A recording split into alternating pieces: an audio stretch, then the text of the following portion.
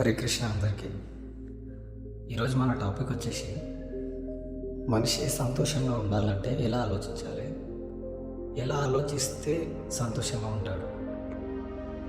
ఏదైనా ఒక సంఘటన జరిగినప్పుడు ఆ సంఘటన మనకు అనుకూలంగా ఉందనుకోండి, అప్పుడు మనిషి ఎక్కువ సంతోషంగా ఉంటాడు. లేదు ఆ సంఘటన మనకు అనుకూలంగా లేకుంటే ఇప్పుడు మనిషి బాధతో ఉంటాడు. అంటే సంతోషం అనేది మనం ఎలా డివైడ్ చేసుకున్నామంటే, మనకి ఏదైనా సంఘటన మనకు అనుకూలంగా అయినప్పుడు బాగా ఎక్సైట్మెంట్ కావడం లేదా బాధపడడం, ఇది సంతోషం అనే అందరిలో థాట్ ఉంటుంది. ముఖ్యంగా మనం తెలుసుకోవాల్సింది మన సంతోషం అనేది ఎలా వస్తుంది అనేది ఫస్ట్ మనం తెలుసుకోవాలి. మన సంతోషం అనేది మన పరిస్థితుల వల్లనే మనకు అనేది ఏర్పడుతుంది. అంటే ఇప్పుడు ఫ్యామిలీ నుంచి కానీ, లవ్ కానీ, ఫ్రెండ్స్ కానీ, ఇందులో నుంచి బాధలు వస్తాయి, ఇందులో నుంచి సంతోషాలు వస్తాయి. ఫైనాన్షియల్గా కానీ, డబ్బు పరంగా కానీ, ఎందులోనైనా. అంటే అందరికీ ఉంటే ఒకటే ప్రాబ్లమ్స్, సేమ్ ప్రాబ్లమ్స్.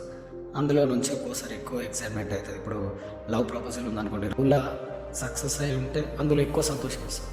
అదే లవ్ బ్రేకప్ అయినప్పుడు ఎక్కువ బాధ వస్తుంది. అంటే మన పరిస్థితుల వల్లనే మనకు సంతోషం అనేది ఇక్కడ ఏర్పడుతుంది. మనం అదొకటి అర్థం చేసుకుంటే, కాకపోతే దాన్ని మనం కొంచెం రియలైజ్ కావాలి. అంటే ఇదే ఆప్షన్ నీకు ఒక పాయింట్లో చెప్తే, ఇదే విషయం మనం చూసుకుంటే శ్రీకృష్ణుడు భగవద్గీతలో 10వ అధ్యాయం 2వ శ్లోకంలో ఈ విధంగా చెప్తాడు: దుఃఖములు కలిగినప్పుడు దిగులు చెందనివాడు, సుఖములు కలిగినప్పుడు స్పృహ లేనివాడు, రాగము భయము క్రోధము పోయినవాడు స్థితప్రజ్ఞుడని చెప్పబడు. అంటే ఇక్కడ కృష్ణుడు చెప్పింది, దుఃఖములు కలిగినప్పుడు దిగులు చెందినవాడు, సుఖములు కలిగినప్పుడు స్పృహ లేనివాడు. అంటే దుఃఖాలు వచ్చినా సుఖాలు వచ్చినా ఎప్పుడు ఒకేలా ఉండాలన్నట్టు అందరికీ తెలుసు ఆ ఒక్క శ్లోకం అర్థం. కానీ దాన్ని ఇంకో త్రీలా రియలైజ్ కావచ్చు. అంటే దాన్ని ఇంకా లోతులో అర్థం చేసుకుంటే కృష్ణుడు ఇంకో విధంగా దాన్ని ఎక్స్ప్లెయిన్ చేశాడు. ఫస్ట్ ఒకవేళ మీరే ఆలోచించండి, ఏదైనా విషయము ఒకటి మనకు బాధ కలుగుతుందంటే, ఒక సంఘటన ఉంది. ఇప్పుడు మన లవ్ ఉంది, లవ్ ఫెయిల్యూర్ అయిపోతే బాధపడొద్దు అంటే ఇప్పుడు ఈ మాట విన్నప్పుడు కరెక్టే ఉంటుంది. కాకపోతే బాధపడొద్దు అంటే పడకుండా అయితే ఉండలేము. డెఫినెట్గా బాధ అనేది వస్తుంది. ఏంటంటే ఈ మాటలు ఇప్పుడు విన్నప్పుడు కొంచెం రియలైజ్ అవుతాము, బాగానే ఉంటుంది, ఇప్పటి నుంచి చేసేస్తా, ఎప్పుడు ఒకేలా ఉంటా. కాకపోతే ఒకవేళ సంఘటన మన దగ్గరికి వచ్చేలోపు అది మనం చేయలేము, మళ్ళీ బాధపడతాము. ఒకవేళ ఒక అమ్మాయి మనతో కలిసిన ఒక అమ్మాయి మనల్ని ఇష్టపడ్డ అప్పుడే ఎక్సైట్మెంట్ అవుతాము. ఇది అంతే లైఫ్. కాకపోతే కృష్ణుడు ఇదే శ్లోకంలో ఇంకో విధంగా ఏం చెప్తాడంటే, ఫస్ట్ మనకు వచ్చే సిచ్యువేషన్ని ఏదైనా పని చేసేటప్పుడు ఫస్ట్ అనేది దానికి ఒక ఫార్ములా అనేది పెట్టుకోవాలి. ఎలా అంటే ఇప్పుడు ఉదాహరణకు తీసుకుంటే, ప్రతి పనిలో బాధ ఉంటుంది, సంతోషం ఉంటుంది. ఏ పని అయినా మీరు చూడండి, డీప్ ఎడిట్ అయ్యారు అనుకోండి, ఖచ్చితంగా బాధ ఉంటుంది. మనం ఏ పని చేసినా అందులో బాధ సంతోషం అనేది రెండు ఉంటుంది. కాకపోతే కృష్ణుడు ఈ యొక్క శ్లోకానికి ఇదే అర్థం చేసుకోమంటాడు. మీరు ఎలా అంటే, ఒక పని చేసినప్పుడు ఇప్పుడు ఒక అమ్మాయిని లవ్ చేస్తారు, మీరు అప్పుడే స్టార్టింగ్లో లవ్ చేస్తారు.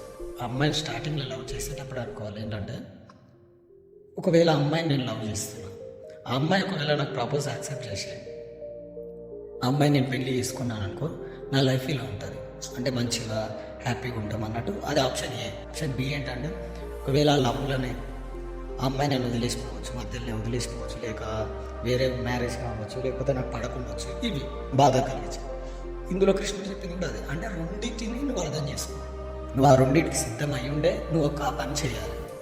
అంటే ఇక్కడ ఆప్షన్ బి హ్యాపీగా ఉంది, ఆప్షన్ బి సాడ్ ఉంది.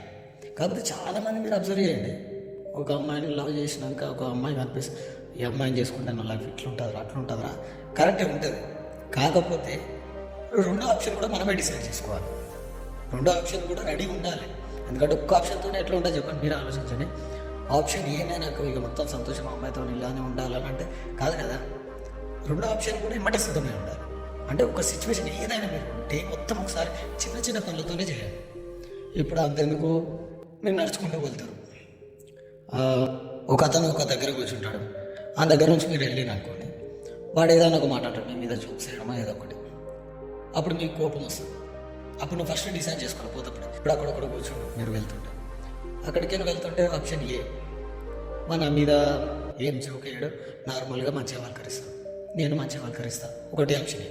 ఆప్షన్ బి అంటే నా మీద జోకేస్తాడు లేదా ఎక్కువ హెచ్చరి చేస్తాడు. ఈ రెండిట్లో లేదన్నా ఒకటి అవుతుంది. మళ్ళీ దీనికన్నా ఆప్షన్స్ ఏమి ఉండదు. రెండిట్లో లేదో ఒకటి అవుతుంది అంతే. ఆప్షన్ బి ఇక రెండింటికి సరే హెచ్చరి చేస్తాడా మంచిగా మాట్లాడతాడు వారి ఒపీనియన్. ఆ రెండింటికి నువ్వు సిద్ధమైపోయినావు అనుకో, అంటే ఫస్ట్ నేనే రియలైజ్ ఆలోచించిపోయినావు అనుకో, నువ్వు వాడి దగ్గర పోయినా కూడా ఆడ ఒకవేళ హెచ్చరి చేసి నువ్వు ఫస్టే డిసైడ్ చేసుకున్నావు కదా. నీ మనసు అప్పుడే చెప్తుంది ఏంటంటే అది ఇంతకుముందే నువ్వు ఆలోచించినావు, ఇది నీకు ఎప్పుడు సడన్గా వచ్చిన సిచ్యువేషన్ కాదు, ఫస్టే అనుకున్నావు కదా ఎట్లనే జోక్స్ వేస్తాను మీద అన్నాడు.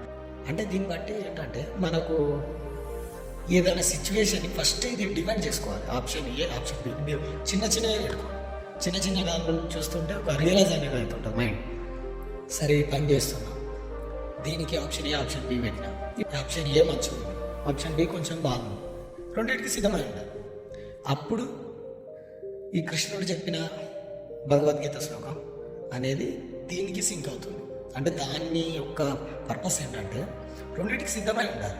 అంతేకాదు నీ కృష్ణుడు చెప్పింది అది శ్లోకం విన్నప్పుడు మళ్ళీ మన నిజ జీవితంలో ఆ సిచ్యువేషన్కి వచ్చినప్పుడు చేయలేము మనం. ఏదైనా వచ్చినప్పుడే ఏమంటే బాధ అయిపోతుంది. కాకపోతే ఆ శ్లోకం పర్పస్ ఏంటంటే ఫస్ట్ ఇటు రెండింటికి సిద్ధమై ఉండాలి. అదొక దాని పర్పస్. ఏ సిచ్యువేషన్కైనా ఆప్షన్ ఏ ఆప్షన్ బి పెట్టుకో. అందుకనే ప్రతి పనికి మంచి చెడు ఉందని ఆలోచించండి. దాన్ని మీరు ఎంత బాగా అర్థం చేసుకుంటే ఆ సిచ్యువేషన్ అనేది మీకు అంత బాధ రాదు. అది పెద్ద విషయాలైనా కానివ్వండి, ఫ్రెండ్స్ కానీ ఫ్యామిలీ కానీ అమ్మాయి కానీ ఎవరైనా కానివ్వండి, రెండింటికి సిద్ధమై ఉండాలి మనం ఒక సిచ్యువేషన్ చేసే ముందు. అప్పుడు మనకు అది బాధ కలగదు.